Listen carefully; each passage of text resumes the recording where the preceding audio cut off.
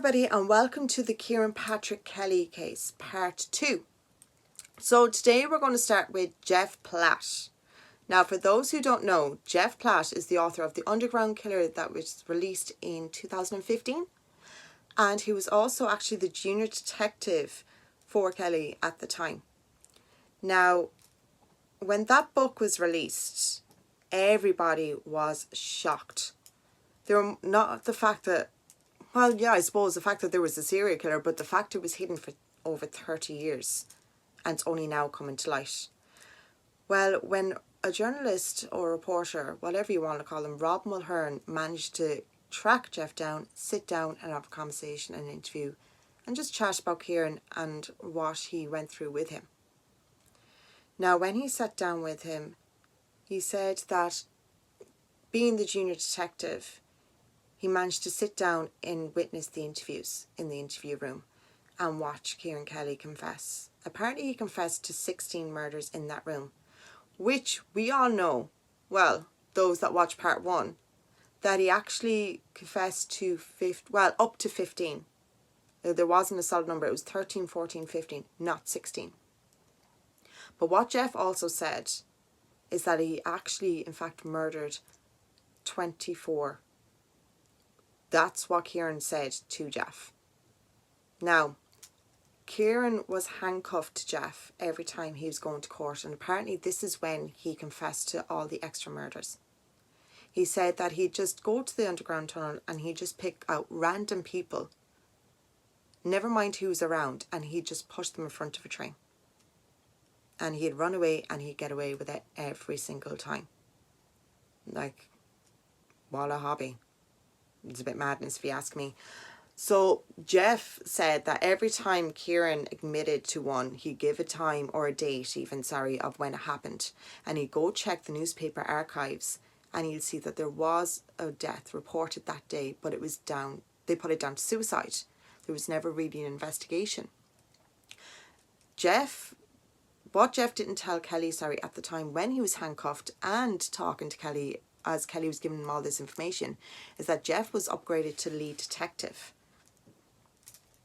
So he went from a junior detective to a lead detective on a serial killer in the space of a year. It doesn't make sense to me. I don't know if it makes sense to you, but it doesn't make sense to me. I think he was thinking very highly of himself. Don't think he would get lead detective straight away like that. Then again, I don't know how it works. But apparently that's what happened. Now, when Geoff told his superior what had happened, that Kelly has confessed to more of these murders, Home Office got involved and swept it all under the carpet. They didn't want it out there. They didn't want people knowing that there was a serial killer. Not just a serial killer, but the underground serial killer, I suppose. He didn't want people to panic or people to worry or even more cases to come up. They just didn't want the work, apparently. So Home Office covered it. They swept it under the carpet and they just charged him with the 2 murders. That was sound, wasn't it? Now, Rob was saying that Geoff was very, very, very uneasy. And then all of a sudden he ended up getting very, very hyper and he ended up talking a lot about himself. So Rob indulged him and he said, so tell me a bit more about yourself. Geoff said he was a bodyguard at one stage, and as a bodyguard he was involved in 500 no less gun battles, and within these 500 gun battles he was can't even talk at the moment, but he was responsible for 5 deaths. Out of 500 he was personally responsible for 5. Okay. Now, out of these 5, 4 he shot dead. And then the 5th one, he pulled out like a tire iron out of the car and he ripped the nose clean off someone, which caused him to die. Okay. Now, Geoff apparently is a retired detective. Retired. But yet he started spilling his guts, I suppose, as they say, isn't it? But apparently he was involved in the VIP paedophile ring, How could he be involved in that if he was a retired detective? Doesn't make sense. He goes on about who he arrested. He arrested somebody from the royal family. He arrested someone very high up in the military. He was responsible for a high-profile celebrity that got arrested. But not only all these, he also got court-martialed for the 5 people that he murdered and that 500 involved in the 500 gunslayings. I'm sorry, but aren't you meant to be a part of the military if that was the case? I don't know. Like I says, I don't know how these things work. I know a lot of what Geoff said just did not make sense and very over-exaggerated. I mean, to go from 15 to 31. So Rob done a little digging himself because he found him to be a little bit sketchy and not understand where he's coming from. He looked for these archives that Geoff said that he found. Rob didn't find anything. Not only did he not find anything of those dates, but when he looked up the court dates and what happened with Kieran, Geoff's name wasn't even there. So it makes you wonder, what was the story with Geoff? It's a mad one. So we move on from Geoff. Geoff was full of it as far as I'm concerned, but we'll leave that for you guys to decide, won't we? But anyway, we'll start with Christy Smyth. Christy Smyth was the first person that Kieran murdered, apparently. That's what Kieran said. Now, this is a very strange story, this part. He murdered Christy by pushing him in front of a train. Now, listening to all the other stories, you know, he had form for doing that. But they managed to get hold of the last 2 living relatives of Christy. Lily, which was married to his brother Patrick, and Patrick and Lily's daughter Christine. Apparently now, well actually no, there's proof, so it's real.